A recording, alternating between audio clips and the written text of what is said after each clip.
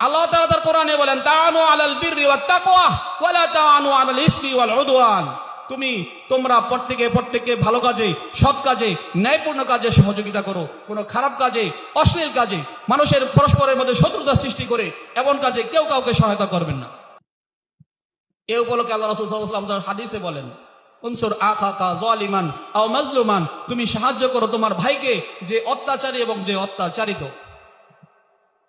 ক্বালা রাজুলুন ইয়া রাসূলুল্লাহ, এক সাহাবা দাঁড়ায় গেলেন, হে আল্লাহর রাসূল, উনসুরহু আখাকা মান কানা মাজলুমান, আমি সাহায্য করতে পারলাম সেই ব্যক্তিকে যে ব্যক্তি অত্যাচারিত হয়েছে, তার ফসল নষ্ট হয়েছে, ক্ষতিপূরণ দিলাম। তার ঘরবাড়ি ভেঙে দিছে, তার ঘরবাড়ি করে দিলাম। তার আঘাতপ্রাপ্ত হয়েছে, তাকে হাসপাতাল চিকিৎসা দিলাম, ক্ষতিপূরণ দিলাম।